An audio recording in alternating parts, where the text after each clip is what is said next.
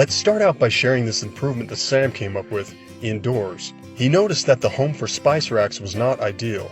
The way they were stacked covered up job names, requiring the operator to move items in order to see the job name and identify the correct one. They were also in a location that required more cart movement in order to go around them and avoid knocking them over, which could damage them. By getting them off the floor and placing them on an empty shelf, they are not in the way, and if they are stacked with a space between them, jobs can be seen without having to move any items at all. And James was working in the touch-up station and realized that the smaller touch-up guns have the option of using disposable cups, just like the larger guns that they use for hand spraying products.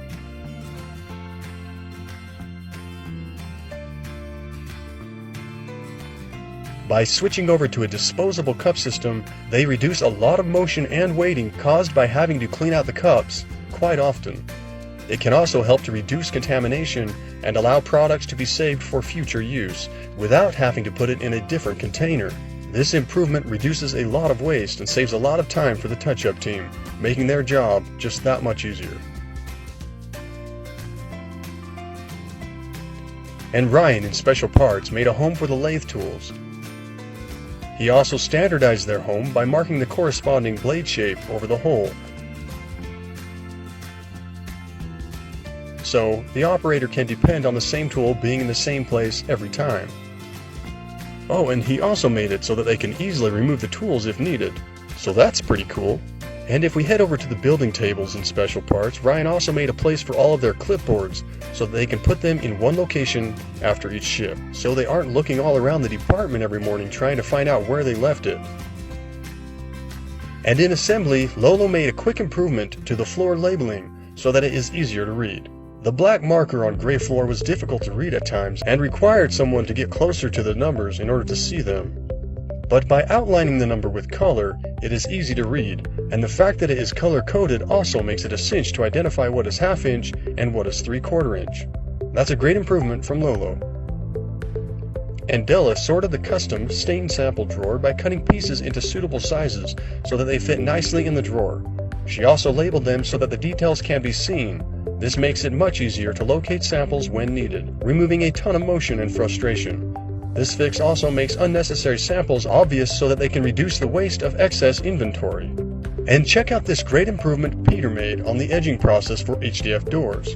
Because the HDF doors are thinner, the back edge of the cutter tool was not easing the back edge of the doors. Because of this, the operator had to hand ease the back of every single HDF door and drawer front. Well, Peter came up with a solution, and it's a great one.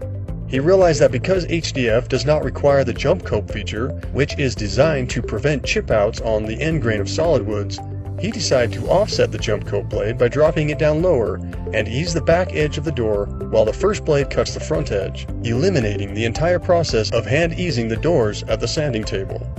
This improvement has been calculated to conservatively save 10 man-hours a week that can now be put into generating more throughput for our shop. And this means better benefits for all of us, because the higher the throughput line goes up and the lower the cost line goes down equals a bigger throughput bonus for you.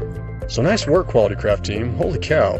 Even though we don't have time to mention all of them on these videos, there are a lot of all-stars out there coming up with some great ideas.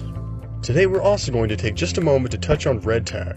What is Red Tag? Well, it's a great lean tool that can help you decide to do with some of those items that you're just not sure about. Is it junk or can it be used? Sometimes we're not sure. Well, red tagging can be a great way to handle this type of situation while making sure that these areas stay within acceptable limits and that we don't end up with piles of clutter all over the place. There are a few ways to implement red tagging, but we'll just cover one method right now. To start out, you need to begin by creating a red tag area and implementing boundaries. You can simply make an obvious mark on the floor or use a bin or a cubby and mark it clearly as a red tag zone. Items placed within the red tag zone should not ever exceed these boundaries. If you go to place an item in the red tag zone and there is not enough room for it to go there, you need to get rid of the oldest item before doing so. It is also important to put an expiration date on all items when they are placed in red tag. For instance, the standard may be that in a specific red tag zone, items will be kept for up to 1 month. This means that when you place an item in this area, you would place an expiration date label on the piece exactly 1 month from the current date.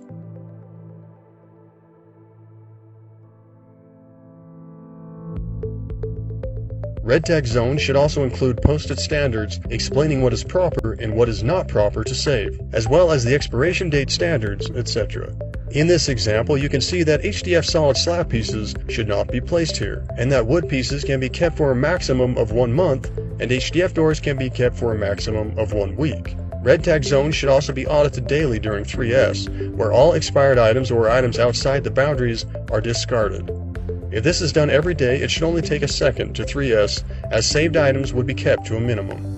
So if you're saving items in a place that have no boundaries to control how much clutter can build up, or that have no indication to tell you when to discard them, consider a red tag system to help reduce clutter buildup in your area.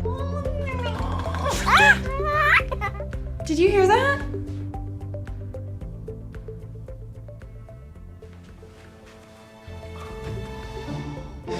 Now that's what I call lean. Now check out these great tips from our friends at Perspective Approach about doing it right and keeping it right. Do you know what grandpas and German engineers have in common? They like it done right the first time.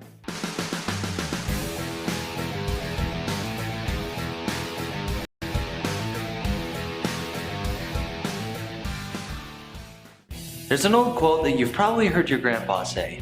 If you don't have time to do it right, when will you have time to do it over?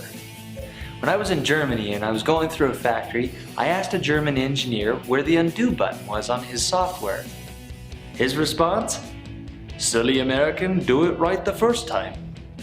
It's an age-old principle that still holds true today.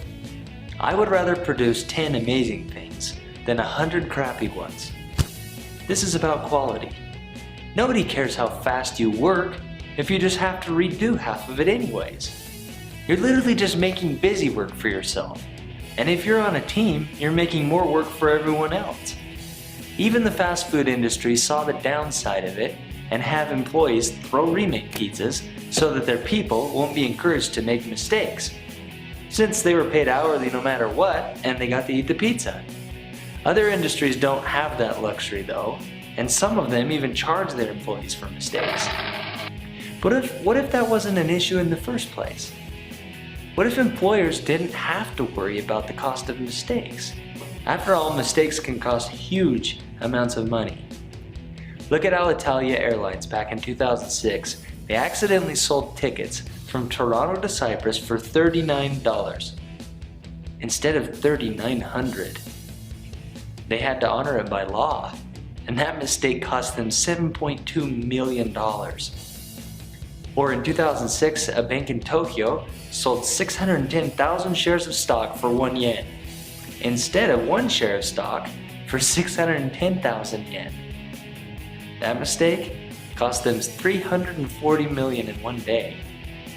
And the Irish Times listed a man's occupation as the rapist instead of therapist, which resulted in a massive lawsuit. Attention to detail really matters, and oftentimes that comes down to 2 simple things: focus and the fact that you care. Start slow and increase speed with proficiency. That's something taught in the military and law enforcement when they learn how to shoot. Even in stressful situations, it's accuracy that wins over volume. Imagine if you're an aircraft controller. Who cares if 400 planes landed safely on your watch and only 1 crashed? I mean, isn't that a really good ratio? No. You're expected to focus on what you're doing and everything around you. Maybe you work in an industry where lives aren't on the line. I mean, I haven't heard of someone dying at McDonald's in a long time. Does that mean that quality and focus shouldn't matter as much? No, of course not. People who are great at something generally care about every aspect of their lives. That's why most billionaires will work out every morning, eat right, hold others accountable, and read like crazy. They want to excel at everything they do, not just one area of their life. You have to care about what you do because it is actually a reflection of who you are. Leaders will tell you that a man that can be trusted with small things can be trusted with the big things. If someone can't be bothered to care about the little things like cleanliness or quality standards or being on time, will you give them a raise or a promotion? No, it doesn't make sense. So a big part of competence is quality. And quality means you pay attention and that you actually care. Remember, your performance reflects an image of who you really are, regardless of what your job is. So go and show them what you're made of. And remember, do it right the first time.